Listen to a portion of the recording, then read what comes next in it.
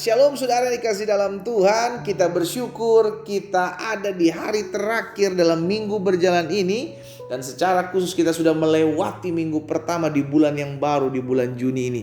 Tuhanlah yang memampukan kita, Tuhanlah yang menolong kita, Tuhan yang memberikan kita semangat, kekuatan, bahkan jalan keluar untuk kita menghadapi setiap pergumulan dan masalah hidup kita. Karena itu saya selalu mengajak setiap umat Tuhan, ayo cari Tuhan.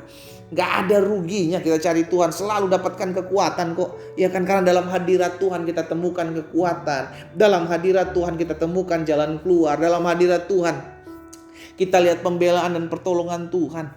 Itu sebabnya apa yang dikatakan firman Tuhan, aku cakap menanggung segala perkara dalam Kristus yang memberikan kekuatan dan kemenangan dalam kehidupanku. Haleluya. Saudara dikasih dalam Tuhan, dimanapun umat Tuhan berada hari ini, saya juga kembali mengajak setiap kita untuk menjadi berkat. Bersama-sama kita mau membagikan renungan singkat ini sehingga bukan hanya berhenti sampai di kita berkat Tuhan ini, sehingga ada banyak umat Tuhan lainnya juga turut boleh mengambil bagian memberkati umat Tuhan lainnya, sehingga ada banyak jiwa diselamatkan, banyak jiwa diingatkan jalan-jalan Tuhan, dan banyak jiwa mengalami kekuatan dari Tuhan karena mendengarkan firman Tuhan. Haleluya. Mari kita akan kembali bagian berdoa, kita datang kembali kepada Tuhan. Bapa, dalam nama Yesus kami bersyukur. Kami ada di hari yang baru oleh karena kasih setia Tuhan, oleh karena anugerah Tuhan yang menolong kami, yang menyertai kami, yang memampukan kami untuk melewati setiap perkara. Kami perlu firman-Mu, kami perlu arahan Roh Kudus. Sampaikan sesuatu bagi masing-masing kami di dalam nama Tuhan Yesus Kristus kami berdoa. Haleluya. Amin, amin, amin. Puji Tuhan. Nah, saudara dikasih dalam Tuhan, Roma pasal 8 ayat 38-39 perlu kita lihat pagi hari ini agar kita menyadari bahwa kita perlu punya keyakinan yang kuat akan kasih Tuhan kepada kita, ya. Roma 8 ayat 38-39. Sebab aku yakin, Rasul Paulus bilang, aku yakin. Apa yang Rasul Paulus yakin? Bahwa baik maut maupun hidup, baik malaikat-malaikat maupun pemerintah-pemerintah, baik yang ada sekarang maupun yang akan datang, atau kuasa-kuasa baik yang di atas maupun yang di bawah, ataupun sesuatu makhluk lain, tidak akan dapat memisahkan kita dari kasih Allah yang ada dalam Kristus Yesus Tuhan kita. Ini keyakinan. Ini keyakinan.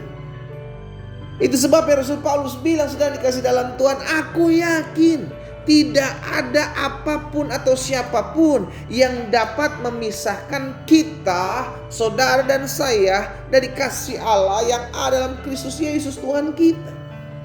Nah, keyakinan ini perlu juga kita miliki, perlu juga kita terima, perlu juga kita simpan, agar apapun yang kita hadapi, kita tahu ada satu pribadi yang tidak pernah meninggalkan saya, ada satu pribadi yang mengasihi saya, sehingga kita tidak haus akan kasih, gitu loh. Kenapa? Karena kita tahu Yesus cukup bagiku.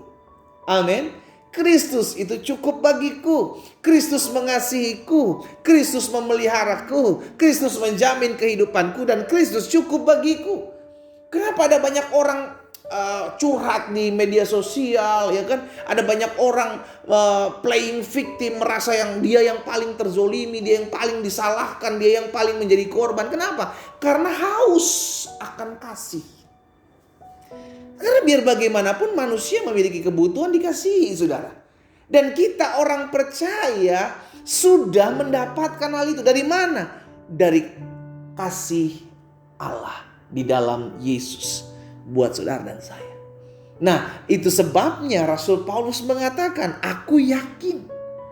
Keyakinan inilah yang perlu kita miliki, perlu kita punya.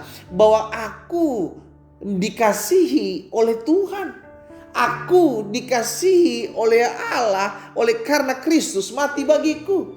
Aku dikasihi dan tidak ada yang bisa melepaskan kasih Allah dalam hidupku. Dalam Yesus Kristus tidak ada yang bisa melepaskan dan meninggalkan aku. Sehingga akhirnya kita tidak menjadi orang-orang yang haus akan kasih, gitu loh saudara. Yesus cukup, kasih Yesus itu cukup buat kita. Amin. Itu sebabnya Yohanes pasal 3 ayat 16 Tuhan Yesus sampaikan, karena begitu besar kasih Allah akan dunia ini. Jadi Tuhan tuh mengasihi kita loh, manusia. Tetapi respon kita manusia itu sedikit. Akhirnya cinta Tuhan kepada manusia bertepuk sebelah tangan. Tetapi setiap kita yang meresponi cinta Tuhan kita terima. Dan kita tidak lagi merasa kehausan akan kasih. Iya kan? Ada banyak istri-istri, ada banyak suami-suami haus akan belas kasihan, haus akan belayan kasihan. Waduh, akhirnya gak puas, gak cukup dengan satu istri, gak puas, gak cukup dengan satu suami, cari selingkuhan, cari perzinahan, jatuh dalam dosa. Karena apa? Sederhana, perlu kasih. Ya habis gimana ya pendeta, ya suami saya kayaknya udah kering gitu loh, hampa, kayaknya udah tawar, udah gak mengasihi saya. Suami juga merasakan yang sama. Habis gimana ya pendeta, istri saya kayaknya udah gak mengasihi saya. Udah gak ada lagi kita puji-pujian satu dengan yang lain. Udah tidak lagi ada saling ngobrol. Kayaknya kita udah gak saling mengasihi deh pendeta. Anak-anak yang haus pujian, yang haus akan kasih sayang, tidak mendapati dari orang tua, akhirnya cari di luar. Tidak sedikit orang-orang muda yang akhirnya hamil sebelum nikah. Karena apa? Karena haus rasa kasihan. Rasa kasih itu diperlukan oleh manusia. Sehingga akhirnya manusia harus sadar kita mendapati kasih itu dari Allah. Dan kasih Allah itu cukup buat kita. Dan kasih Allah itu kita dapati dari Kristus Yesus. Amin. Hari ini kita diingatkan, saudara dikasih dalam Tuhan, kasih Allah. Allah mengasihi kita dengan kasih yang kekal. Unlimited love. Kasih yang tidak berkesudahan. Itu sebabnya kita menjadi orang-orang yang menyadari. Kalau kita menyadari kita dikasihi Tuhan, kita gak takut menghadapi apapun. Kalau kita menyadari kita adalah orang-orang yang dikasihi Tuhan, kita gak merasa berjalan seorang diri. Ada badai, ada pergumulan, kita tahu ada tangan Tuhan yang kuat kok menggendong kehidupan kita. Ketika kita sedang merasa susah, manusia boleh meninggalkan kita, bahkan orang-orang dekat kita bisa jauh dari kita, mengecewakan kita, tapi Tuhan dengan kasih-Nya, Dia selalu membuka tangan dan berkata, mari kepadaku hai kamu yang letih lesu dan berbeban berat, aku akan berikan kelegaan kepadamu. Saudara dikasih dalam Tuhan, engkau dikasihi Tuhan. Sekarang jadi pertanyaan buat kita, maukah kita datang kepada Tuhan? Maukah kita memberikan hidup kita kepada Tuhan? Maukah kita menyerahkan hati kita kepada Tuhan untuk dipenuhi dengan kasih? Sehingga akhirnya kita tidak menjadi orang-orang yang haus akan kasih. Sehingga mencari kasih di luar sana, di luar Kristus, kita tidak akan pernah menemukan kasih. Mari kita datang kepada Tuhan. Kita berdoa. Bapa, dalam nama Yesus, hari ini kami diingatkan bahwa Engkau Allah yang mengasihi kami dengan kasih yang kekal. Kasih yang tidak berkesudahan. Ampuni kami kalau kami mencari kasih di luar Kristus dan kami tidak temukan.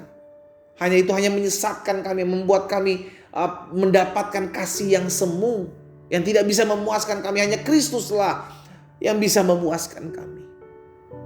Hamba berdoa ya Tuhan, buat setiap umat-Mu dimanapun mereka berada. Tuhan, puaskan kami dengan kasih.